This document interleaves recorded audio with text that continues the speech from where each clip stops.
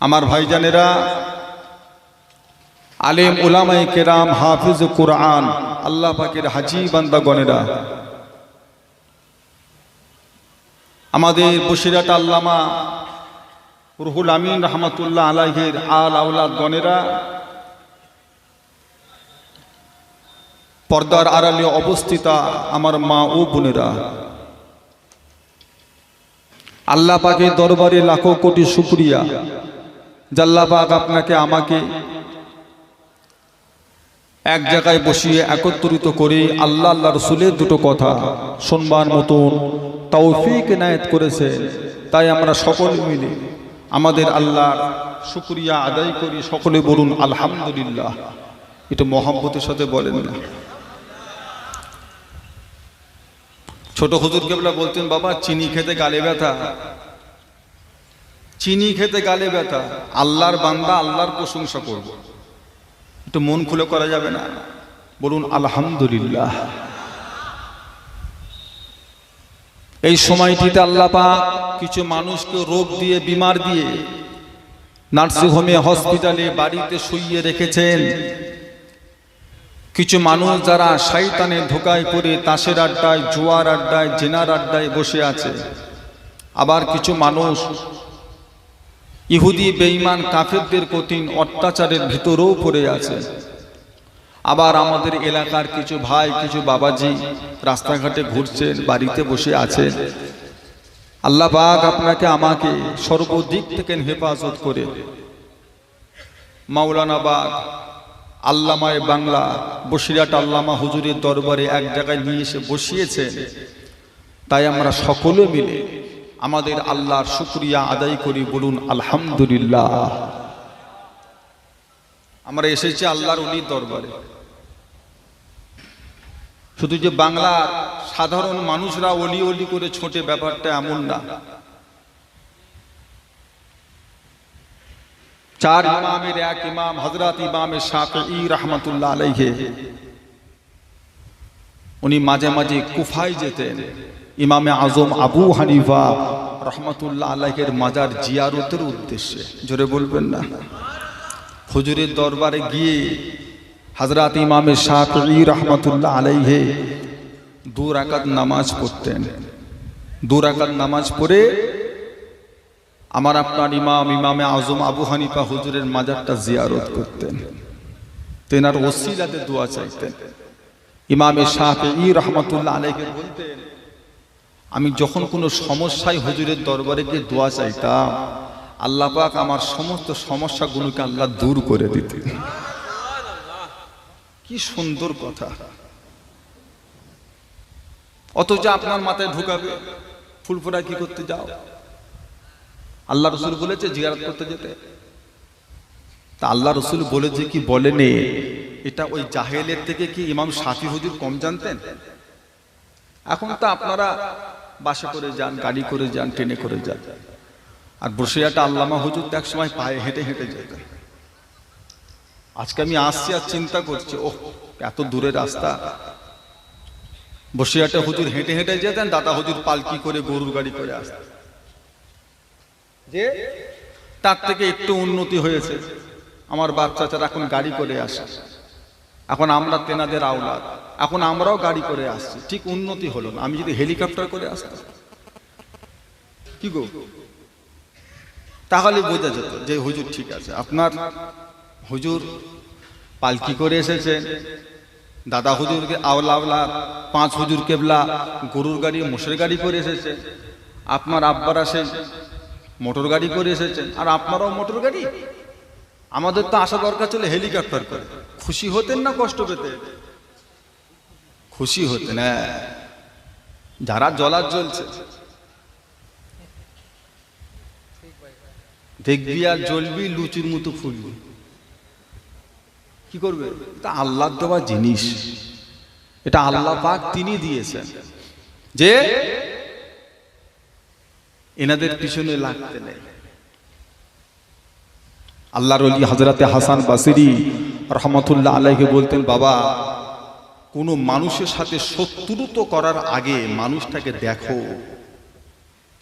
মানুষটা যদি আল্লাহওয়ালা হয় লাগতে যেওনি, তুমি ওর ক্ষতি করবে এই সুযোগ আল্লাহ তোমাকে জীবনেও দেবে না। তাতে তোমার মুখ পুড়ে যাবে, তুমি বেইজ্জতি হবে, গ্রামের লোক তোমাকে গাধার মতো মারতে মারতে গ্রাম থেকে বার করে দেবে। যারা আল্লাহর হয়ে যায় তাদের হেফাজত কে করে? আল্লাহর ওলিদের সাথে লাগতে যেওনি, তারা আল্লাহ, তুমি ওনার ক্ষতি করবে এর সুযোগ আল্লাহ জীবনেও। আর যারা আল্লাহর নাফরমান বান্দা তাদের পিছনেও লাগার দরকার নেই। যারা আল্লাহর নাফরমানি করে তাদের আমরা কি ক্ষতি করব? আল্লাহ ওকেই শেষ করে দেবে। কি বলছে? আমাদের মাঝেই ঘোরে, আলেম হয়ে, উলামা হয়ে, হাফেজ হয়ে, ইমাম হয়ে, সাধারণ মানুষ আমাদের ভিতরেই ঘুরবে, আপনি ধরতে পারবেন না। আল্লাহ রসুল মুনাফিক চিনতে পারেন যতক্ষণ আল্লাহ না চিনিয়েছে। একটা কথা সবসময় জানবে, একটা কুরুলের ক্ষমতা নেই একটা গাছকে কাটার। এই কুরুলের বাঁধ যদি কাঠের না হয়, নাম বলা যাবে না, নাম বললেই বিপদ। আল্লাহ নবী ইন্তেকালের আগে একটা মুনাফিকের লিস্ট হযরতে হুযায়ফা ইয়ামানি রাদিয়াল্লাহু তাআলা আনহুকে দিয়ে গেছিলেন। মুনাফিকের লিস্ট, তাতে 150 খানার নাম ছিল। আল্লাহ রাসূল বলেছিলেন, হুযায়ফা এরা হলো মুনাফিক, নাম বলা যাবে না। নাম বললেই ইসলামের ভিতরে ফাটল হয়ে যাবে, আমার সাহাবাদের ভিতরে দল দল হয়ে যাবে, নাম বলা যাবে না। এই খবরটা হযরতে ওমর ফারুক রাদিয়াল্লাহু তাআলা আনহু জেনে গেছিলেন।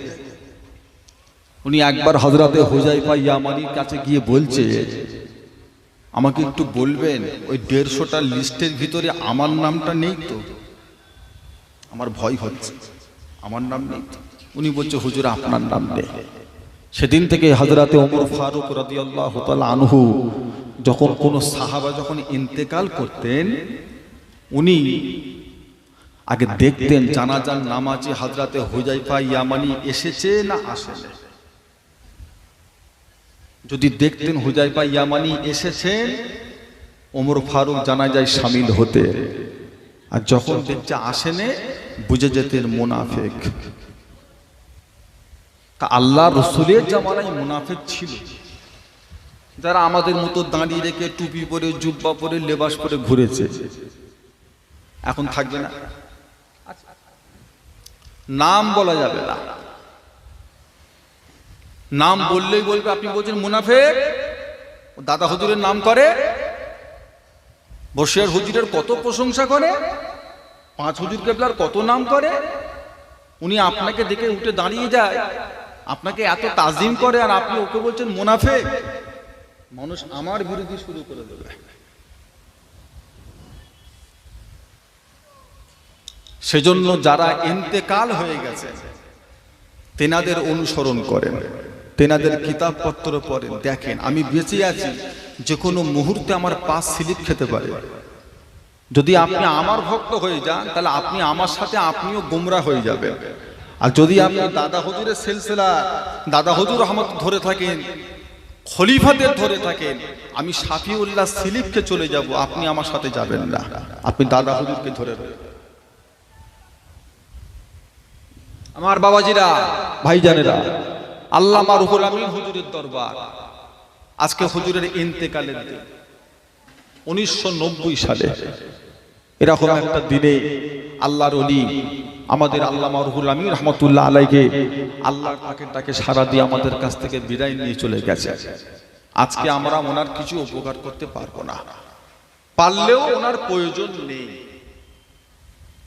সাদকায়ে জারিয়া যা কাজ করে গেছে, 70-80টা মাদ্রাসা, কয়েকশো মসজিদ, শত শত কিতাব, যতদিন মানুষ সেগুলো ব্যবহার করবে, পড়বে, বসিয়াটের হুজুরের লেগে দোয়া চাক আর নাই চাক, সাদকায়ে জারিয়া হিসাবে উনি স্বভাব পেতেই থাকবে। আমরা ওনার প্রয়োজন নেই। হুজুরের নামাজ শিক্ষা লক্ষ লক্ষ মানুষ করবে, হুজুর কবরে শুয়ে শুয়ে সওয়াব পাবে। হুজুরের রেখে যাওয়া মাদ্রাসা ভারত বাংলাদেশের ছেলেরা পড়াশোনা করবে, হুজুর কবরে শুয়ে শুয়ে সওয়াব পাবে। আমাদের দরকার নেই, এখানে এসেছি আমাদের জন্য, আমাদের জন্য, আমাদের যারা মা বাপ, দাদু দাদি, নানা নানি যারা কবরবাসী হয়ে গেছে, আমাদের থেকে যারা সওয়াবের যারা হকদার হয়ে আছে, এখানে সব মানুষরা থাকবেন, নামাজি মুসল্লি আল্লাহওয়ালারা সব থাকবেন। সবাই মিলে আমরা একসাথে হাত তুলে দোয়া চাইবো।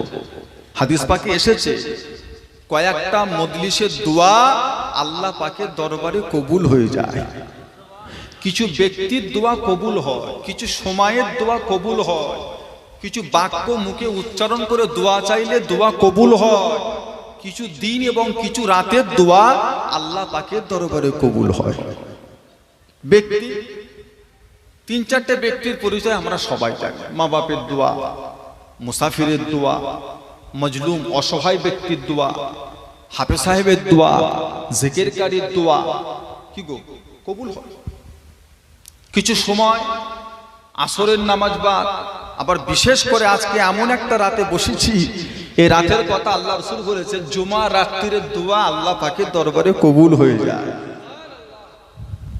আজকে জুমা রাত, 7টা দিনের ভিতরে সেরা দিন আল্লাহর কাছে হচ্ছে জুম্মার দিন। আর এত মানুষ আমরা বসেছি, কত আল্লাহওয়ালা আছে।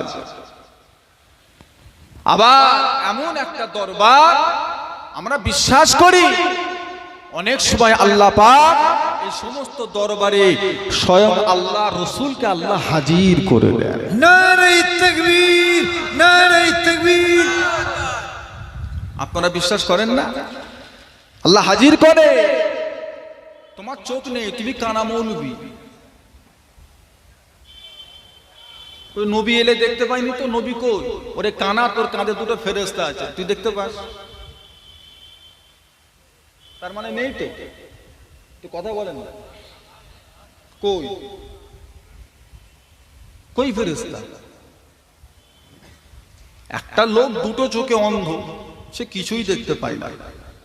আর একটা লোকের দুটো চোখ অন্ধ না, একটা চোখ অন্ধ, সে কিছুটা হলেও দেখতে পায়। আমাদের আল্লাহর রহমতে দুটো চোখই ভালো, আমরা ওই এক চোখওয়ালার থেকে আমরা আরো বেশি দেখতে পাই। কি বলছেন? আর যে লোকটার আল্লাহ বাতিনি চোখ খুলে দিয়েছে, উনি কি আমাদের মতোই দেখতে পাচ্ছে না আমাদের থেকে অনেক বেশি দেখতে পাচ্ছে? বেশি দেখতে পাচ্ছে না? আমি দেখতে পাইনি, তুমি নাও দেখতে পাই, তোমার সে চোখ নেই। আল্লাহ রসুল ইমামতি করতেন, নামাজ পড়াতেন, সামনের দিকে তাকিয়ে বলতেন এই কাতার সোজা কর, এই তুমি কাতার সোজা কর, এইদিকে এইদিকে, এই তুমি কাতার সোজা কর। সাহাবারা তো ভয় খেয়ে, নবী তাকিয়ে আছে সামনের দিকে আর ইশারা করছে পিছনের দিকে। ইয়া রাসূলুল্লাহ, কি ব্যাপার? যে বাবা আমি যেমন সামনে দেখতে পাই আমি তেমন, এ তোমার যুক্তিতে মিলবে? আল্লাহ নবীর পিছনে দুটো চোখ ছিল, একটু হাহু দেন, তার মানে এটা মিথ্যা কথা? তুই কথা বলেন না, তোমার বিবেকে ধরে নে মানে, তোমার চোখে ধরা পড়ে নে মানে মিথ্যে। একটা সাহাবার একটা দাঁড়ি, এক পিস নবাবিতে ঢুকছে, আল্লাহ নবী দেখছে আর মুচকে মুচকে হাসছে। সাহাবা হুজুর কষ্ট পেয়ে গেছে যে নবী এরকম মুচকে মুচকে হাসছে আমার একটা দাঁড়ি দেখে। কি করেছে? রাগে ছিঁড়ে দিয়েছে। পরে যখন আল্লাহ রসুল যখন দেখলেন সাহাবার দাঁড়ি ছিঁড়ে ফেলেছে, নবী দেখলেন কি ব্যাপার, তোমার দাঁড়ি কই? বলছে ছিঁড়ে ফেলেছি। কেন? বলছে হুজুর আমার একটা, আপনি হাসছিলেন, আমার কষ্ট হয়েছে। তুমি কি আমার হাসির কারণ জানো?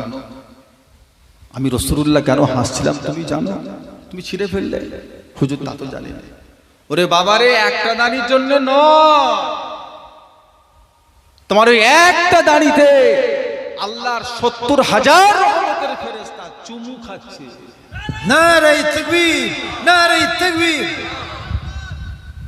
তুমি মনে করেছো একটা বলে ছেড়ে দিয়েছো? ওই 70,000 ফেরেশতা তোমার একটা দাঁড়িতে চুমু খাবে বলে এমন লাফালাফি করছে, আমি ওদের দৃশ্য দেখে হাসছি। আপনি দেখতে পাচ্ছেন দাঁড়িতে ফেরেশতা চুমু খাচ্ছে, নবী বলেছে, তার মানে এটা মিথ্যে। ওই আপনার যুক্তিতে মিলবে? একটু হাহু দেন না। নবী যদি এখানে আসে অক্সিজেন কোথা পাবে? অক্সিজেন কোথা পাবে? এবার আপনি যদি ওকে ঘুরিয়ে বলে, উত্তর পরে দিচ্ছে। আল্লাহ পাক যখন হযরতে নবী ইউনূস আলাইহিস সালামকে যখন তিমি মাছের পেটে ঢুকিয়ে দিল, তখন উনি অক্সিজেন কোথা পেতেন? এই ঘটনাটা আল্লামা রুহুল আমিন হুজুরের কিতাবের ঘটনা না আল্লাহর কোরআনের ঘটনা? তা উত্তর দাও, তোমার যুক্তিতে মেলে কি দেখি, আমাকে একটু যুক্তিতে বুঝিয়ে দাও তো। নবী ইউনূস আলাইহিস সালাম মাছের পেটে কদিন ছিলেন? একটু বলেন না। 40 দিন। হ্যাঁ, ইখতিলাফ থাকতে পারে। কেউ বলেছে 3 দিন 3 রাত, কেউ বলেছে কিছু দিন, আবার কেউ বলেছে 40 দিন। আমি সব থেকে কমটাই যদি ধরি 3 দিন। আপনি অক্সিজেন ছাড়া কতক্ষণ বাঁচবেন? 2 মিনিট পারবেন? যেখানে অক্সিজেন ছাড়া 2 মিনিট বাঁচা যায় না, সেখানে নবী ইউনূস আলাইহিস সালাম মাছের পেটে ওই 3 দিন থাকলো কি করে? অক্সিজেন কোথা পেল? কোথা ঘুমোতো? আপনি ঘুম ছাড়া কদিন থাকবেন? নবী ইউনূস আলাইহিস সালাম মাছের পেটে কি খেত? পিশাব পায়খানা কোথা করতো? উনি নবীর কবরে ঢুকে বসে আছে, নবী কবরে খেলে পেশাব। আরে নবীর প্রশ্ন পরে দিচ্ছে, আগেই তো। কি করবেন? বিশ্বাস করবেন না? ওই যুক্তিতে মিলছে? হাউ দেন না। যুক্তিতে মিলবে? মিলবে? নবী ইউনূস আলাইহিস সালাম মাছের পেটে, আপনি যুক্তিতে আমাকে বুঝিয়ে দেবেন? থাকা সম্ভব? চলেন আপনাকে ঢুকাবো, তোমাকে নিয়ে যে মাছের পেটে ঢুকাবো, দেখি তুমি কতক্ষণ বেঁচে থাকো। তার মানে আপনার এই 44 সাইজে ঢোকে নেই, মানে আপনি আর মানতে পারছেন না? একটু হাহু দেন। সব আমার যুক্তিতে আসবে তা তো নয়, সব আসবে না তো। তোমাকে আল্লাহ যত, ওরে বাবারে, তুমি যখন তোমার মায়ের পেটের ভেতরে ছিলে, ছটকা ছটকি করছে, মা বলছে ছেলে লাফ আসছে, ডাক্তার মেশিন দিয়ে বলছে হার্টবিট চলছে, তুমি অক্সিজেন কোথায় পেলে পেটের ভিতরে? ও বলছে নবী কবরের ভেতরে অক্সিজেন কোথা পাচ্ছে, খাদ্য কোথা পাচ্ছে, তুমি তোমার মায়ের পেটে অক্সিজেন কোথা পেতে? অতটুকু মায়ের পেট যদি তোমার খুবরিতে না ঢোকে, নবী পাকের রওজা তোমার খুবরিতে ঢোকে? সে খুবরি তোমার নেই। আমার বাবাজিরা, আমার দোস্তরা, বন্ধুরা, ভাইজানেরা, হযরত ওমর ফারুক নববী শরীফে খুতবা দিচ্ছে, খুতবা জুমার দিনে। এমন সময় হঠাৎ করে চেঁচিয়ে উঠেছে, ইয়া সারিয়া আল জাবাল, ইয়া সারিয়া আল জাবাল, ইয়া সারিয়া আল জাবাল। নববী শরীফের সাহাবারা, হযরতে আলী বসে আছেন, হযরতে ওসমান গনি বসে আছেন, সব তো অবাক, এখানে সারিয়া কই? সে তো জিহাদের ময়দান। আর ওমর ফারুক এখান থেকে চেঁচাচ্ছে, কই? নামাজের শেষে একজন জিজ্ঞাসা করছে, হুজুর আপনি এখানে বসে বসে ইয়া সারিয়া আল জাবাল, সাহারিয়া ওই পাহাড়ের দিকে আশ্রয় লাও, সাহারিয়া পাহাড়ের দিকে আশ্রয় লাও, কই? সে তো জিহাদে। বলছে হ্যাঁ আমি জানি জিহাদে। তাদের অবস্থা কি আপনি দেখতে পাচ্ছেন? বলছে হ্যাঁ, জিহাদের অবস্থাটা আল্লাহ পাক আমাকে দেখাচ্ছে। একটু মহব্বতে বলা যাবে না? এটাই তো বাতিনি। ওরা মনে করেছে বাতিনি মানে শুধু পীর ওলি আল্লাহ, এটা আপনাদের ভুল। বাতিনিটা সাহাবা হুজুরদের ভিতরেও ছিল, বুঝতে পারছেন না? এমন সময় হযরত ওমর ফারুক রাদিয়াল্লাহু তাআলা আনহু যখন বললেন, তখন বলছে হুজুর আপনার কথাটা কি ওনারা শুনতে পাচ্ছেন? বলছে হ্যাঁ। আমি ওমর ফারুকের কথাটা সাহারিয়ার কানে আল্লাহ পৌঁছে দিয়েছে। আমি যদি বলি বসিরহাট আল্লামা রুহুল আমিন হুজুর দরবারে আর দাদা হুজুর বাংলাদেশের নোয়াখালীতে জলসা করতে করতে কিছু মানুষ যখন প্রশ্ন করলো, দাদা হুজুর বলল, বাবা আল্লামা কিতাবপত্র নিয়ে আমার কাছে এসো। কিতাবপত্র বসিরহাট হুজুর কিতাব গুডলি মাথায় করে নিয়ে বাংলাদেশে। কিছুক্ষণ পর দাদা হুজুর বললেন, দেখো তো বাবা পিছন দিকটায় গিয়ে একটা মুরব্বী মানুষ কিতাব নিয়ে আসছে, ওনাকে সাথে করে লাইট দেখে দেখে আমার কাছে নিয়ে এসো। তুমি এক কথায় বলতে হবে ভাওতাবাজ, ভুল বকার জায়গা খুঁজে পাইনি, হুজুর এখানে ভুল বকছে। ঠিক আছে, তোমাকে মানতে হবে না, এটা তোমায় মানতে হবে না, কিন্তু ওমর ফারুক বলছে কোথা? নবাবী শরীফে। যেনাকে বলছে তিনি কোথা? কোথা? শত শত কিলোমিটার দূরে। অস্বীকার করতে পারবেন? একটু কথা বলবেন তো। তাহলে বলেন, ওমর ফারুকের কথাটা সাহারিয়ার কানে কে পৌঁছেছে? দাদা হুজুরের কথাটা আল্লামা রুহুল আমিন হুজুরের কানে আসে আল্লাহই পৌঁছেছে।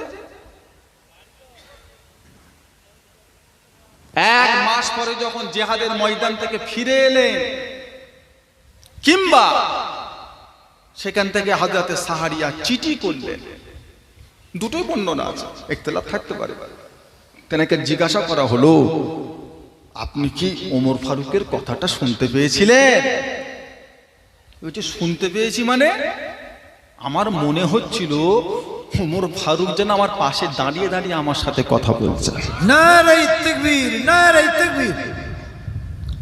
বলে, এটা আপনার খুবরিতে ঢুকবে না আমার খুবরিতে ঢুকবে? উনি কোন কানে শুনলেন আর জিহাদের অবস্থাটা ইনি কোন চোখে দেখলেন? একটু বলেন না, একটু বলেন। এটাই বাতিনি, এইটাই তো বাতিনি। আমার বাবাজিরা, আমার দোস্তরা, বন্ধুরা, আপনিও করেন, আল্লাহ আপনাকে মিলাবে। নবীর দরজা বন্ধ হয়ে গেছে, কিন্তু ওলি আল্লাহদের দরজা চেষ্টা করে। ফাঁকা মাঠে বসে বসে হই হই করলে তো হবে না বাবা। আপনি এনাদের পিছনে লাগবেন না। এনাদের উপরে আল্লাহ রাজি খুশি হয়ে গেছে। এনাদের তাকওয়া, এনাদের মেহনত, এনাদের কষ্ট, এনাদের পারিশ্রমিক করেছিলেন বলে আজও আমরা ঈমান টুকুলিয়ে বেঁচে আছি। যুক্তি দেখতে যাবেন না, ঠকে যাবে। কোন যুক্তিতে মিলবে না। নবী পাক তাবুকের ময়দানে 30,000 সাহাবাকে নিয়ে গেছে যুদ্ধ করতে। হযরতে মুআবিয়া ইবনে মুআবিয়া রাদিয়াল্লাহু তাআলা আনহু মদিনা শরীফে শহীদ হয়ে ইন্তেকাল হয়ে গেলেন। আল্লাহ রাসূল তাবুকে হযরতে মুআবিয়া ইবনে মুআবিয়া ইন্তেকালের পরে জিবরাইল ফেরেশতা আল্লাহর নবীর কাছে গেলেন। কি খবর জিবরাইল? হুজুর, আপনার সাহাবী ইন্তেকাল করেছে। কোথায়? মদিনা। কত দূর? 700 কিলোমিটার দূর। 700 কিলোমিটার। কি হবে? হুজুর, জানাজার নামাজটা আপনাকে পড়াতে হবে এখান থেকে। হ্যাঁ হুজুর, আমি কি দেখতে পাচ্ছি? ব্যবস্থা করে দেওয়া হবে। জিবরাইল ফেরেশতাকে আল্লাহ পাক কত দানা দিয়েছিলেন? 600। তাবুকের ময়দান থেকে মদিনা শরীফের দিকে 700 কিলোমিটার এরিয়াতে জিবরাইল ফেরেশতা 600 ডানাকে বিছিয়ে দিলেন। যত পাহাড় পর্বত গাছপালা, হ্যাঁ, ঘর বাড়ি সব ওনার এই পাখনার নিচে চলে গেল, ডানার নিচে চলে গেল। আল্লাহর নবী তাবুকের ময়দান থেকে 30,000 সাহাবাকে নিয়ে হযরতে মুআবিয়া ইবনে মুআবিয়া রাদিয়াল্লাহু আনহু জানাজার নামাজে দেখে দেখে ইমামতি করেছিলেন। আপনার হিসাবে মিলবে কি? তো হাহু দেন না, যুক্তিতে মিলাতে পারবেন? তা আপনার যুক্তিতে মিলছে না মানে আপনি এটাকে অস্বীকার করবেন? সব আপনার খুবরিতে ঢুকবে না বাবা। আস্তে কোচি আমার দিকে ক্যামেরা ঘুরিয়ে রাখুন ভাই, আমি সব ভিডিও করি না ভাই। কে আছো একটু ঘুরিয়ে নাও। আমি জানি না, যে কোনো একটা ঘুরিয়ে রেখেছে। আমার বাবাজিরা বিরক্ত হচ্ছেন নাকি?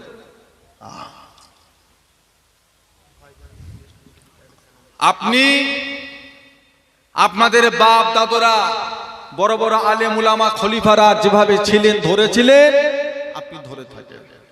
দল মত অনেক থাকবে, যুক্তি তর্ক অনেক থাকবে, লাগবেন না, ওরা অন্যদের পিছনে লাগবে না।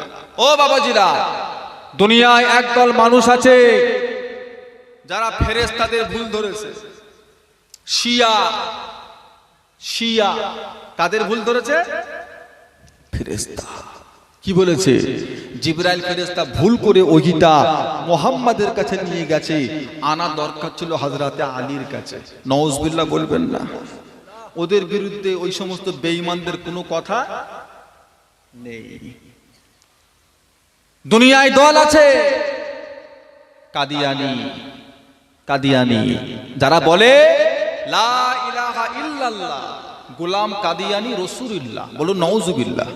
সকলে মিলে বলে যারা আমার নবীর উপরে কলেমা পড়ে না, ওই গোলাম আহমদ কাদিয়ানির নামে যারা কলেমা পড়ে, গোলাম আহমদ কাদিয়ানিকে ওরা রসুল বলে মানে।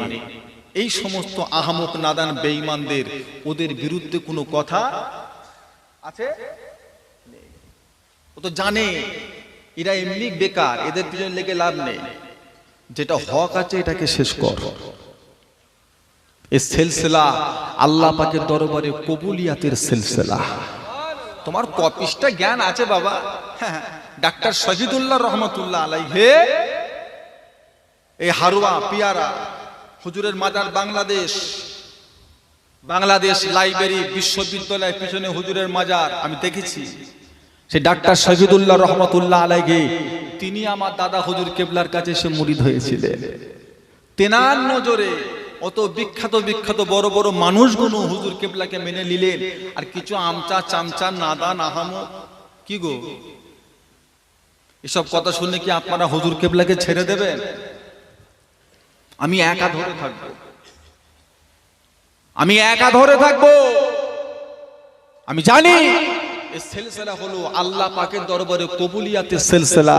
তবে হ্যাঁ, আমার দাদা হুজুর রহমাতুল্লাহ আলাইহিকে এই দায়িত্ব, প্রচার প্রসারের দায়িত্ব আল্লাহ রাসূল নিজে দিয়েছিলেন। নারে তাকবীর, নারে তাকবীর। আপনি কি ভাবছেন লোকের দূরে দূরে গিয়ে হই হই করে গিয়ে ঘামে লে ভিজে, দুনিয়া নেই, সুখ নেই, শান্তি নেই, কিছু নেই, কে করবে? কে করবে? দাদা হুজুর কেবলাকে দায়িত্ব রাসূলুল্লাহ দিয়েছিলেন। আবু বকর কাজ করো, আমি নবী তোমার জন্য দোয়া করছি। কোন নবী আসেনি, কোন রাসূল পয়গম্বর আসেনি। এই দাড়ি টুপি জুব্বা পাগড়ি যা দেখছেন এগুলো মেড ইন ইন্ডিয়া নয়, এগুলো হলো মেড ইন মদিনা। এসব কোথাকার জিনিস? এইসব ও বাবা, এসব কোথাকার জিনিস গো? মদিনা। কে আনলো? এই বসিরাটা কে আনলো গো? কথা বলছেন না কেন? ফেসবুকে পেয়েছেন দাড়ি টুপি জুব্বা পাগড়ি, আপনারা ফেসবুকে পেয়েছেন, ইউটিউবে পেয়েছেন, হোয়াটসঅ্যাপে পেয়েছেন, এবিপি আনন্দ খবরে পেয়েছেন। আনলো কে? আজান আনলো কে? একামত আনলো কে? তাকবীর আনলো কে? সুন্নিয়াতের জিনিস আনলো কে? কে আনলো? কে নিয়ে এসেছে? ও আমফান ঝড়ে মদিনা থেকে কিছু টুপিওয়ালা লোক উড়ে এসে বসিরহাটে পড়েছিল। আমরা সব তাদের ছেলে পুলে, তাই তো? তাদের ছেলে পুলে। কে আনলো? একবার ইতিহাস ঘাটবেন না? আপনি বলতে পারেন কিছু ভুল হচ্ছে, আপনি বলতে পারেন যে অমুক আওলাদটা খারাপ, আপনি বলতে পারেন ওই লোকটা খারাপ, শাফিউল্লাহ খারাপ, ফেলে দাও। তা বলে একটা ডাল কেটে দাও, খারাপ, ঠিক আছে বাদ দাও। তা বলে আপনি গাছের গোড়ায় কোপ মারবেন, গাছের একটা পাতাও থাকবে? কথা বলবেন তো? হ্যাঁ, একজন খারাপ, সরিয়ে দাও, ওকে আমার ভালো লাগে না, বাদ দাও। ওই আলেমটা পছন্দ না, ছেড়ে দাও, দাওয়াত করতে হবে না। তা বলে তুমি দাদা হুজুরের ইজ্জত ধরে টানা হিচড়া করবে, দাদা হুজুরকে তুমি উল্টো পাল্টা বলবে, এটা বাংলার মানুষ মেনে নেবে? মজবুতির সাথে তৈরি হয়। আমার বাবাজিরা, আমার দোস্তরা, বন্ধুরা, ভাইজানেরা, নামাজ পড়েন, রোজা রাখেন, হজ করেন, যাকাত দেন, দান করেন, যাই করেন, নবীর সম্মান ইজ্জতটা রেখে করতে হবে। এমন কিছু ব্যবহার, এমন কিছু আখলাক, এমন কিছু কথা নবীর সামনে বলে ফেলবেন না। সামান্যটুকু যদি মনে হয় আল্লাহ পাকের যে আপনি আল্লাহর বন্ধুকে ছোট করছেন, আপনার জীবনের সমস্ত আমলকে আল্লাহ বরবাদ করে দেবে, কোনো কাজে আসবে না। ওরকম নামাজ আল্লাহর দরকার নেই। মহব্বত যারা করেছিলেন তাদের থেকে শিক্ষা নেন, জ্ঞান নেন, তাদের থেকে বোঝে এখানে বংশের ব্যাপার নয়, এখানে পীরের ছেলে, ওলির ছেলে, আলেমের ছেলের ব্যাপার নয়, এখানে টাকা পয়সার ব্যাপার নয়, এখানে সাদা চামড়া কালো চামড়ার ব্যাপার নয়, মহব্বতের ব্যাপার। মহব্বত করেছিলেন হযরতে বেলাল রাদিয়াল্লাহু তাআলা আনহু, নবীকে মহব্বত করে আল্লাহ পাক এত ইজ্জত সম্মান তেনাকে দিয়েছে। আল্লাহ রাসূল বলেছিলেন বেলালের কবর যেখানেই হোক কিয়ামতে বেলাল আমি রাসূলুল্লাহর কবরের পায়ের কাছ থেকে উঠবে। নারায়ে তাকবীর, নারায়ে তাকবীর, পীরজাদা সাইফুল্লাহ সিদ্দিকী ভাইজান, নারায়ে তাকবীর। দেখেছে এখানে বংশের ব্যাপার নয়। হ্যাঁ, যারা করেছিলেন শিক্ষা নেন, তাদের থেকে শিক্ষা নেন, ভালো খারাপ এসেছিলেন। আপনি কোরআন পেয়েছেন, আপনি নামাজ পেয়েছেন, আপনি আল্লাহর কাবা পেয়েছেন, এই তিনটে নিয়ামত আমরা পেয়েছি নবীর ওসিলায়। কোরআন পেয়েছি কার মারফতে?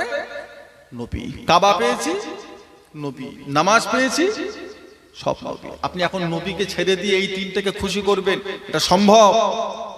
এইগুলো করে আল্লাহ পাবেন সম্ভব?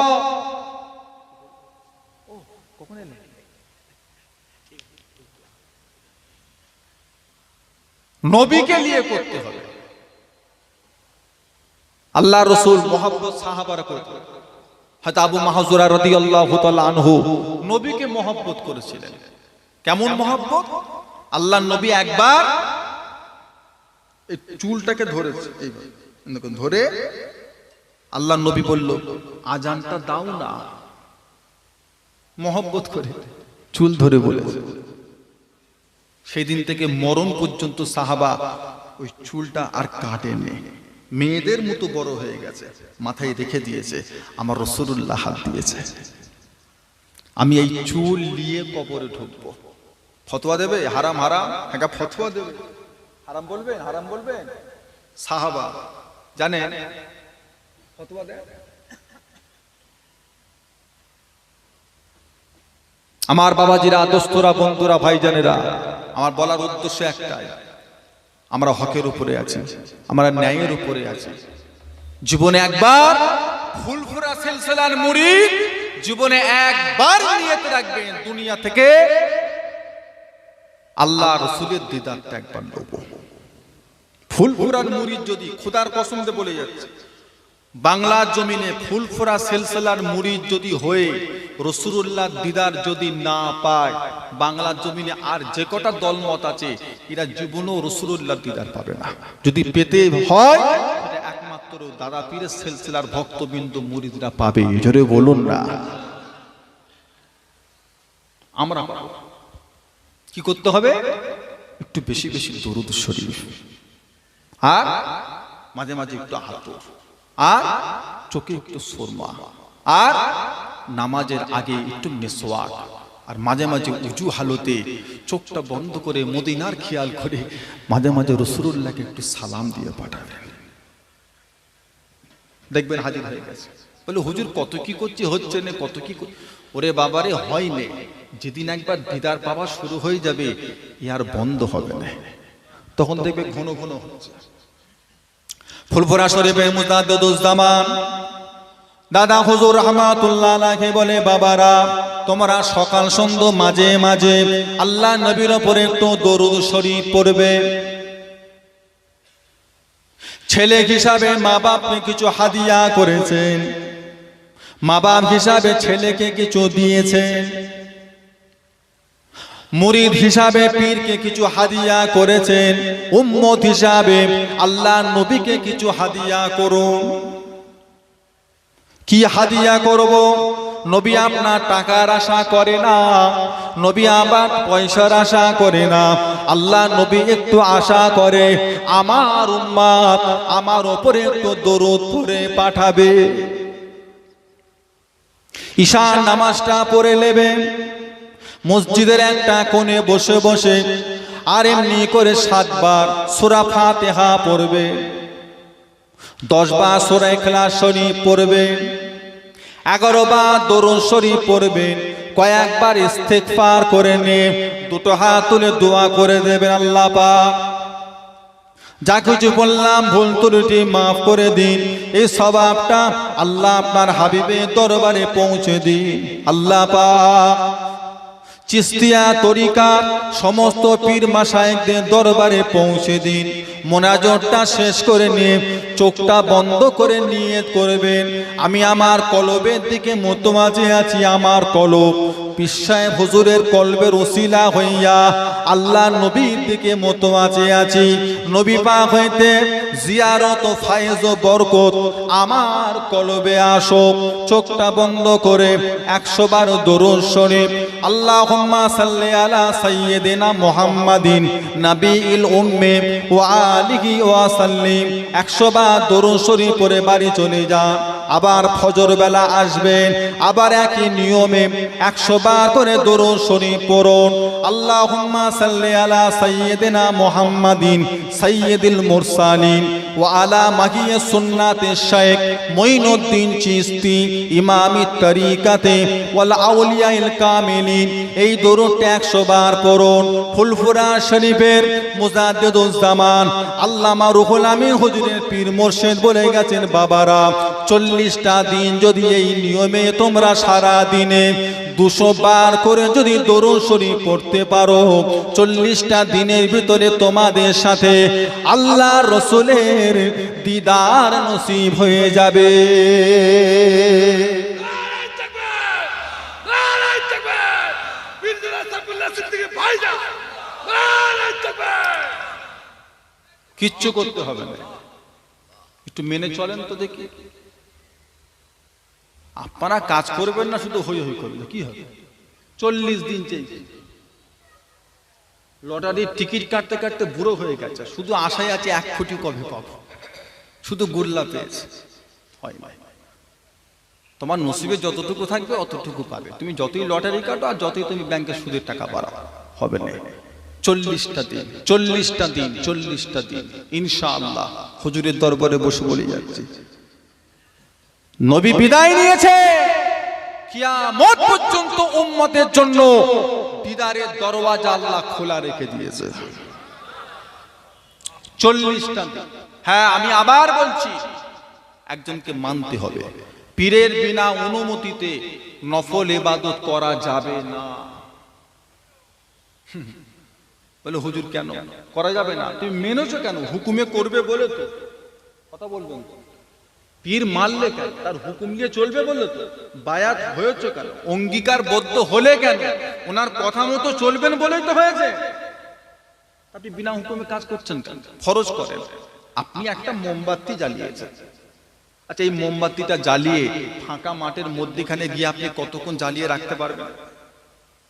কথা বলে, নিভিয়ে যাবে, আবার জ্বালাবেন, আবার নিভিয়ে যাবে, আবার।